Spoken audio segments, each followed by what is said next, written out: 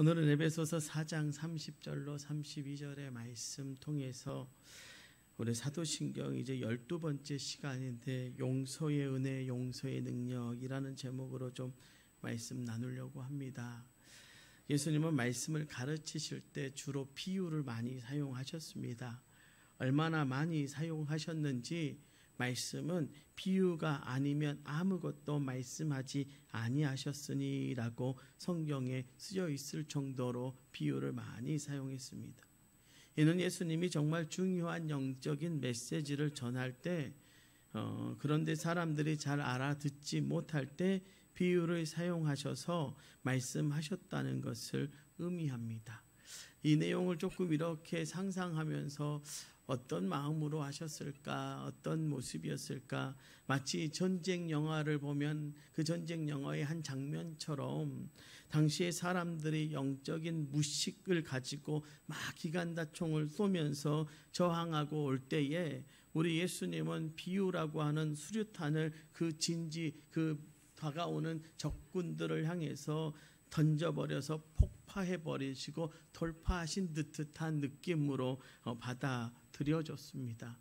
그렇게 비유라고 하는 것을 사용하셔서 우리의 영적인 무식함을 깨뜨려 주시고 우리를 깨닫게 하시고 우리의 그런 무식함들 앞에 하나님 앞에 무릎 꿇을 수밖에 없도록 만드셨던 것이 예수님의 입술로 선언된 비유의 말씀이구나라고 하는 것이지요.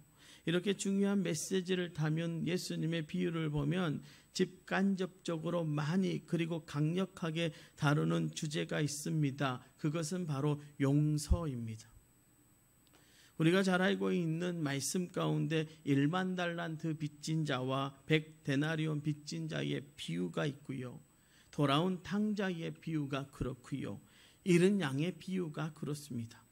그렇지만 이것 말고도 30개가 훨씬 넘는 예수님의 비유를 보면 그 사이사이에 용서라는 개념이 들어있는 것을 볼 수 있습니다. 이는 예수님의 복음의 핵심 주제 가운데 하나가 바로 용서라는 것을 말해줍니다. 아니, 용서는 예수님의 복음의 핵심 주제 가운데 하나 정도가 아니라 핵심 그 자체라 할 수 있습니다. 예수님 그분의 존재 자체가 하나님의 용서였습니다.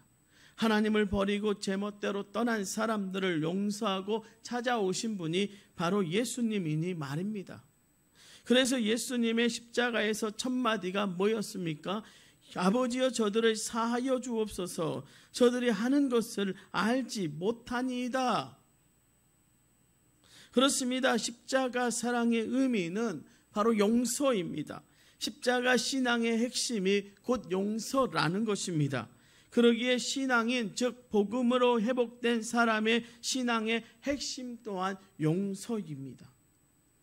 용서가 신앙을 신앙되게 하는 핵심 요소라는 것입니다. 그러므로 신앙의 공동체 즉 복음의 공동체의 핵심도 역시 용서입니다.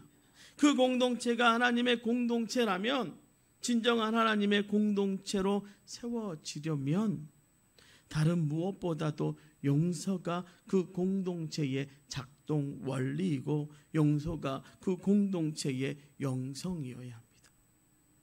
바로 이런 신앙의 고백이 사도신경 10번째 고백인 나는 죄를 용서받는 것을 믿습니다의 의미인 것입니다.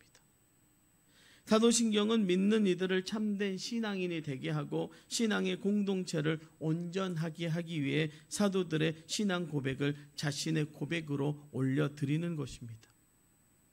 그런데 성경을 보면 사도들은 다 죄인입니다. 한 사람도 예외 없이 죄의 전력을 가지고 있는 사람들이었습니다. 예수님을 만나기 전에 죄 가운데 살던 죄인임은 말할 것도 없고요. 예수님의 부름을 받고 제자로 따르다가도 한 번씩은 나 주님을 버리고 도망치고 배신했던 전력들이 있습니다. 가장 대표적인 인물이 베드로 아닙니까? 예수님을 모른다고 3번이나 부인했으니 말입니다. 그것도 가장 비굴하고 비참하게. 사도 바울도 그런 면에서는 밀리지 않습니다. 예수님 만나기 전에 예수를 믿는 사람들을 잡아 죽이려고 그야말로 강분하면서 날뛰었던 사람 아닙니까? 그래서 스스로를 뭐라고 부릅니까? 나는 죄인 중에 괴수라고 말할 수밖에 없는 것입니다. 그러기에 사도들의 신앙 고백 가운데 가슴이 절절하게 올려드릴 수밖에 없는 것이 바로 죄를 용서받는 것입니다. 그들의 신앙은 용서로 이루어진 것이었습니다. 죄를 용서받음은 그들에게 가장 강력하게 다가오는 신앙의 역사였던 것입니다. 이와 동일하게 우리의 신앙을 신앙되게 하고 우리의 공동체를 참된 신앙 공동체로 되게 하는 것은 바로 용서입니다. 그래서 사도신경에서 10번째 신앙 고백으로 나는 죄를 용서받는 것을 믿습니다라고 고백하고 있는 것입니다. 그렇다면 우리의 신앙에서 이렇게 중요한 용서란 구체적으로 어떤 것일까요? 신앙인을 신앙인으로 되게 하고 공동체를 참된 신앙의 공동체가 되게 하는 용서란 구체적으로 무엇을 말하는 것일까요? 그것은 두 가지로 설명되어질 수 있습니다. 먼저 용서의 은혜입니다. 오늘 본문 32절의 말씀이요. 서로 친절하게 하며 불쌍히 여기며 서로 용서하기를 하나님이 그리스도 안에서 너희를 용서하심과 같이 하라. 하나님이 그리스도 안에서 너희를 용서하심과 같이, 이것이 우리가 경험한 용서의 첫 번째입니다. 그리고 이것이 바로 우리가 경험한 감당 못할 은혜입니다. 우리는 용서받을 수 있는 사람이 아니었습니다. 우리는 죄 가운데 마땅히 죽어야 할 존재였습니다. 죄 가운데서 태어나서 죄 가운데 살면서 결국은 죽음으로 끝나고 말 인생에 대해서 아무런 대책 없는 사형 선고를 받은 죄인들이었습니다.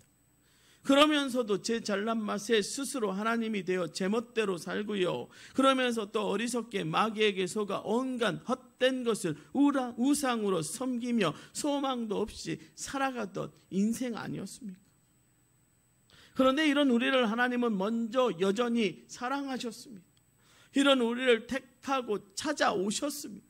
그러면서 이런 우리를 주님의 십자가 사랑으로 용서하시고 십자가의 대속의 역사로 구원하셨습니다.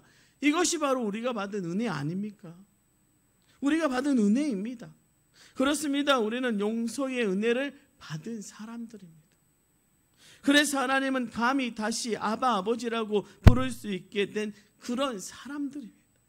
이것이 바로 우리 신앙의 근본이고요. 이것이 바로 우리 공동체의 근본의 영성인 것입니다. 2013년 90세의 일기로 돌아가신 김동명 목사님이라는 분이 계십니다. 그분의 이야기를 좀 들은 적이 있습니다. 이 목사님은 철산에서 목사의 삼남으로 출생해서 일본의 고베 공전과 서울 공대를 졸업한 후에 1948년에 미국으로 유학을 가서 신학을 하고 목사가 되셨습니다. 이후 1957년에 미국 남침례회의 국내 선교사로 세움을 받아 LA 한인 침례교회, 베렌도 침례교회라고 하는데요. 그 교회를 개척하고 목회하면서 미국 전역과 전 세계에 수십 개의 교회를 개척하셨습니다. 돌아가시기까지 정말 많은 사람이 참된 신앙인으로 참된 목자로 존경했던 분입니다. 그런데 이분의 대표적인 책 제목이 그러하듯 김동명 목사님의 신앙의 핵심은 바로 용서받은 탕자였습니다. 말뿐만 아니라 정말 자신이 용서받은 탕자의 신앙으로 살았고 용서받은 탕자의 메시지를 선포하고 가르치면서 온 삶을 다 주님께 드리면서 사셨습니다. 그분의 용서받은 탕자라는 책을 읽으면서 참 궁금했던 것이 도대체 김동명 목사님이 무슨 잘못을 저질렀기에 이런 고백을 하시는가 하는 것이었습니다. 목사의 아들로 태어나서 신앙생활해온 범생 아닙니까? 신앙으로 말하면 범생 중에 범생이죠. 아니, 목사 아들이 목사 됐으니 범생 중에 범생 아닙니까? 어떤 흉악한 짓을 하셨던 것도 아니고 탕자하고는 거리가 먼 삶을 사셨던 분인데 왜 그런 고백을 하시는지 이해가 되지 않았습니다. 그러다 문득요 이런 생각이 들었습니다. 이분이 받은 은혜가 진짜 은혜라는 거예요. 진짜 은혜가 진짜구나 하는 생각이 들었다는 거죠. 하나님의 은혜를 제대로 경험하면 용서의 은혜를 경험할 수밖에 없으니 그분의 신앙의 근본은 용서받은 당자가 될 수밖에 없었던 것입니다. 제가 어렸을 때 수련회를 갔는데요, 수련회 중에 은혜를 받아서 제가 막 눈물을 흘리고 있어요. 그런데 막 프로그램들이 진행되어지는데 목사님이 앞에서 인도하시는 목사님이 그래요. 야, 저 안에 들어가면 탕자가 있다는 거예요. 탕자에 사진이 있으니까 그 사진을 보면서, 그림을 보면서 네가 하고 싶은 말을 다 하라는 거예요. 그리고 방에 딱 들어갔는데 촛불이 켜져 있고요. 그 촛불 뒤에는 거울이 있는데 그 거울 속에 비춰진 게 누굽니까? 저였습니다. 고등학교 2학년 때요, 정말 엉엉 울면서 제 스스로에게 손가락질했던 것이 아직도 기억이 납니다. 그런데 그렇게 하고 나왔는데 불렀던 찬양이 하나님은, 예수님, 예수 사랑하심은 거룩하신 마였을 때, 날 사랑하심, 날 사랑하심, 날 사랑하심, 날 사랑하심 하시는데요, 그 날 사랑하심이라는 그 가사 앞에 제가 무너질 수밖에 없더라고요. 이야, 이렇게 사랑하셨구나. 여러분, 한국교회가요 어떻게 부흥했습니까? 죄를 고백할 때요, 그리고 그 죄가 고백되어질 때 하나님이 용서하심을 선언하신 그 용서의 은혜 속에서 성장하고 부흥하고 이만큼 된 교회가 한국의 교회들입니다. 저와 여러분은 어떻습니까? 한번 생각해 보십시오. 여러분이 처음 예수를 만났을 때 여러분의 입에서는 무엇을 고백하셨습니까? 무엇을 선언하셨습니까? 용서했다라는 것이죠. 여러분, 우리가 참된 신앙으로 살아가기 위해서는 무엇보다 이 용서의 은혜가 있어야 한다라고 하는 것이죠. 제가 오늘 251장 찬양하다가 눈물이 왈칵 쏟아지는 것을 겨우 참았습니다. 3절에 뭐라고 말합니까? 죄악에 물든 영혼들을 주께서 피로 씻으시네. 지금도 흐르는 그 피에 눈보다 더히게 씻으라. 주의 은혜 우리의 죄를 다 씻었네. 주의 은혜 우리의 죄를 다 씻었네. 죄악에 물든 영혼들을 주께서 피로 씻으시네. 지금도 흐르는 그 피에 눈보다 더히게 씻으라. 주의 은혜, 주의 은혜, 우리의 죄를 다 씻었네. 주의 은혜, 우리의 죄를 다 씻었네. 왜 그런데 우리는 그 용서의 은혜를 잊어버립니까? 우리는 그 용서의 은혜가 있어야 돼. 여러분, 용서받은 그 은혜, 그 감격이 우리에게 늘 가지고 있어야 하는데, 여러분, 그거 잊어버리면 우리 가짜 아닙니까? 저는 우리가 어떻게 주님 앞에 철면피처럼 뻔뻔하게 주님 이 정도면 되지요 하고 서는지 모르겠어요. 이 정도면 나 잘하고 있지요. 이 정도면 우리 교회 괜찮지요. 아니요. 사랑하는 성도 여러분, 우리가 신앙생활을 오래 하다 보면 처음 사랑의 감격과 은혜를 잊어버리는 경우가 너무나도 많습니다. 그런데 신앙은요, 결코 그래서는 안 됩니다. 안타깝지만 그럴 때가 너무너무 많습니다. 그런데 그런 경우를 보면 가장 문제가 되는 것이 바로 이 용서의 은혜를 잊어버린 경우가 많다는 거죠.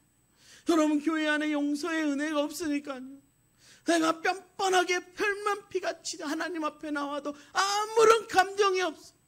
찬양하면서 주의 은혜 찬양해도 눈물이 안 나. 십자가를 봐도 내가 죽었는지, 아이고 우리 주님 그냥 죽으셨네 하고 넘어가는 건지 어떤 건지 눈물이 나지 않아.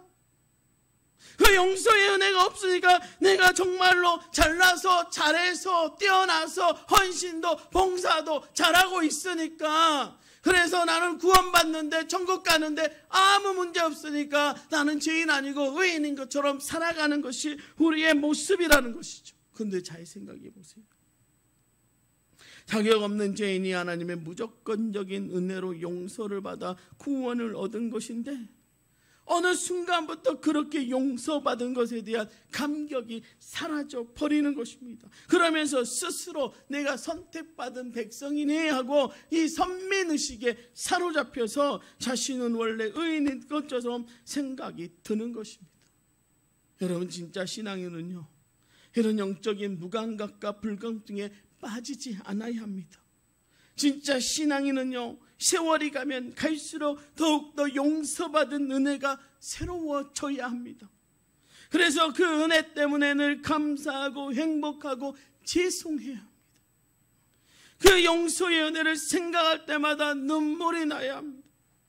그 용서의 은혜 때문에 다시 주님 앞에 무릎 꿇고 찬양하고 기도를 회복할 수 있어야 하는 것입니다. 사랑하는 도저동북교회 성도 여러분, 사랑하는 하나님의 선택받은 백성 여러분, 우리 용서의 은혜를 회복하십시다. 그리고 그 용서의 은혜 앞에 찬양하며 기도하며 주님 앞에 나아가는 저와 여러분 되시기를 주님의 이름으로 축원합니다. 두 번째, 용서의 능력을 고백하는 것입니다. 오늘 본문 31절과 32절의 말씀인데요, 너희는 모든 악독과 노함과 분냄과 떠드는 것과 비방하는 것을 모든 악의와 함께 버리고 서로 친절하게 하며 불쌍히 여기며 서로 용서하기를 하나님이 그리스도 안에서 너희를 용서하심과 같이 하라. 모든 악독과 노함과 분냄과 떠드는 것과 비방하는 것을 모든 악의와 함께 버리고, 이는 죄를 이기는 능력을 말하는 것입니다. 그런데 그 능력이 다른 것이 아닌 용서를 통해서 나와야 한다라고 말씀하고 있는 것입니다. 서로 용서하기를 하나님이 그리스도 안에서 너희를 용서하심과 같이 하라. 성경은 철저하게 용서의 은혜는 반드시 용서의 능력으로 가야 한다라고 우리에게 말씀하고 있습니다. 이것이 1만 달란트 빚진 자와 100데나리온 빚진 자의 비유를 통해 예수님이 말씀하시는 것이고, 모든 사도들이 그 말씀을 따라 믿음으로 고백하고 살았던 신앙의 내용 아닙니까? 여러분, 왜 1만 달란트 빚진 자가 감옥에 갇혔습니까? 자기는 용서받았고 자기는 탕감받았으면서도 100데나리온 자기한테 빚진 사람을 용서하지 못한 그 용서의 능력을 체험하지 못한 것 때문 아니었습니까? 여러분, 참된 신앙의 능력은요, 죄를 이기는 것이어야 합니다. 그런데 그 죄를 이기는 능력 가운데 가장 강력한 것이 바로 용서의 능력입니다. 유혹을 이기는 것도 죄를 이기는 능력이고, 진리를 선포하고 지키는 것도 죄를 이기는 능력이지만, 죄를 이기는 가장 강력한 능력은 바로 용서의 능력이라. 전남 여수에 가면요, 손양원 목사님의 마지막 사역지인 애양원교회라는 교회가 있습니다. 그리고 그 손 목사님의 기념관이 그곳에 있습니다. 제가 이제 그 목포로 오기 전까지 이쪽 지역에서 사역이, 전남 서부권 쪽에서 사역하기 전까지는 매년 1년에 한 차례씩 저는 손양원 목사님의 기념관과 손양원 목사님의 묘를 늘 찾아갔었습니다. 그곳에서 느껴지는 그 은혜가 있거든요. 그런데 그 손양원 목사님의 이야기를 여러분들 잘 아시지만, 그분의 이야기 가운데 가장 최고봉이 바로 죄를 이기는 신앙의 능력, 그 죄를 이기는 신앙의 능력의 최고봉을 우린 손양원 목사님 통해서 만나게 되는데, 그래서 손양원 목사님의 이야기를 할 때마다 그분을 사랑의 원자탄이라고 합니다. 아마도 당시 표현할 수 있는 가장 강력한 것을 말하기 위해서 원자탄이라는 표현을 사용한 것 같습니다. 그런데 이 손양원 목사님의 그 능력, 죄를 이기는 그 신앙의 최고봉의 능력이 무엇인가? 바로 용서의 능력이라는 것입니다. 용서의 능력이 죄를 이기는 신앙의 능력 가운데 가장 강력한 것이라는 것입니다. 여러분 잘 알다시피 두 아들을 잃었습니다. 그것도 잘난 아들, 두 아들을 잃었습니다. 동인과 동신이라고 하는 아들이고요. 특별히 동인이라는 아들은요, 미국 유학기를 앞에 두고 있었습니다. 그런데 공산당의 총에 맞아서 두 아들을 잃어버렸는데, 제가 지난번 말씀드렸잖아요. 그 아들, 미국 유학 가야 할 아들 천국 갔으니 감사합니다라고 고백했고, 순교자가 하나 나온 것도 감사한데 둘이나 나왔으니 두 배로 감사하다라고 고백하는 손 목사님, 그 딸이었던 손동희 권사님이 그랬잖아요. 우리 아버지는 바늘로 찔러도 피 한 방울 안 나올 사람 같다라고. 그것이 뭐가 그렇게 말씀이 중요하다고 그것 지키겠노라고 아들 둘 잃었는데, 그것도 모자라서 그 아들 죽인 왼수를 자기 아들 삼겠다고 나섰으니, 여러분, 우리의 상식으로는 이해가 되지 않는 그분의 그 믿음이요, 사실은 한국교회가 가져야 될 능력이라는 것이죠. 여러분, 우리 안에요, 용서의 능력이 분명히 있어야 합니다. 그런데 용서의 능력이 없어요. 우리는 한번 누군가를 미워하면요, 그 사람을 어떻게 해버릴 때까지 마음에 품고, 그 사람을 보면 눈을 흘기고, 그 사람을 보면 분노가 올라오죠. 제가요, 초등학교 6학년 때부터 중학교 3학년 때까지 학교에서 맞고 다녔습니다.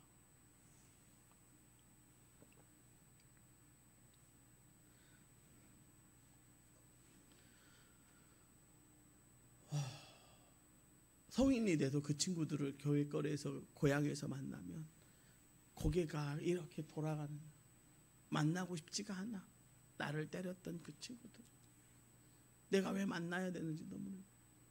그게 신학교 가고 전도사가 되고 그래도 이게 용서가 안 되는 거예요. 그 친구들 만날 때마다 나로 모르게 멀리서부터 분노가 막 올라오는 거예요. 근데 그래가지고 제가 어떻게 설교를 하고 그 다음에 말씀을 전하고 할 수 있겠는가. 어느 날 안 되겠길래 하나님 앞에 무릎 꿇고 기도했습니다. 용서는 안 되더라도 그 친구하고 웃으면서 인사할 수 있을 정도는 되게 해주세요. 그런데 어느 날 그 기도를 하나님이 들으셨는데, 그 친구들을 만나는데 마음에요, 분노가 싹 사라지는 것을 느꼈어요. 그리고 그 친구하고 악수하면서 잘 지내냐. 근데 재미있는 것은 그 친구들은 학교에서 주먹으로 잘 나갔을지 몰라도요, 나중에 보니까요, 제가 더 잘 나가고 있더라고요. 그런데 용서가 되는 거예요. 지금은 그 친구들 만나도요, 두려움도 없고요, 분노도 없고요, 미움도 없습니다. 아, 이게 내가 가져야 될 능력일 수 있겠다라고 하는 것이죠. 이 용서의 능력이거든요. 여러분, 나 다니엘 호손이라의 사람이라는 저자가 쓴 소설, 이 소설가가 쓴 주홍글자라고 하는 소설을 여러분 보신 적이 있는지 모르겠습니다.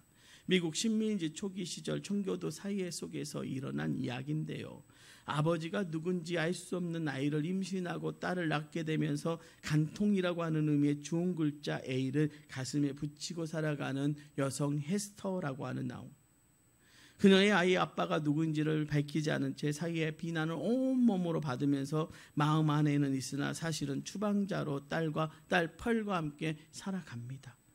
그러는 사이에 마을에 들어온 헤스터의 전 남편이 이 칠링워스라는 가명으로 신분을 숨긴 채 헤스터와 간통한 사람을 잡아내려고 집요한 노력을 펼칩니다. 그런데 사실은 사람들에게 존경받던 딤 스테일이라는 목사가 바로 이 펄의 아버지였다는 거죠. 그는 죄책감에 자신의 서치한 가슴에 A라는 글자를 새긴 채 때때로 사람들 앞에서 자신이 죄인이라고 고백하는 설교를 했답니다. 그런데 사람들은 오히려 거기에 더 큰 은혜를 받게 되는 것이죠. 의사의 칠리워스는 딤 스테일을 돌보면서 그의 가슴에 새겨진 주홍 글자를 보고 그가 아이의 아버지인 것을 알게 됩니다. 이에 이 딤 스테일이 드러나지 않게 천천히 고통스럽게 죽도록 압박을 가합니다. 무거운 죄책감에 짓눌릴 딤 스테일이 한밤중에 헤스터가 서 있던 형틀에 홀로 서서 비명을 지르면서 자신이 죄인이라고 외치지만 사실 아무도 보지 못했습니다. 그러다 결국 마지막에 대낮에 모든 사람들이 보는 앞에서 그 형틀에 서서 자신의 죄를 고백하고 죽어간다는 내용입니다. 그런데 이 딤스데일이 죽은 후 얼마 지나지 않아 칠링워스도 죽고 세월이 흘러 헤스터도 죽어 딤스데일 무덤 옆에 묻혔다는 이야기로 소설은 끝이 납니다. 이것이 소설로는 재미있는 작품일지 모르지만 이 이야기가 배경이 된 청교도 믿음의 사회 아닙니까? 사회가 사실 얼마나 잔인하고 무서운 사회였는지를 드러내기에 씁쓸한 마음을 감출 수가 없습니다.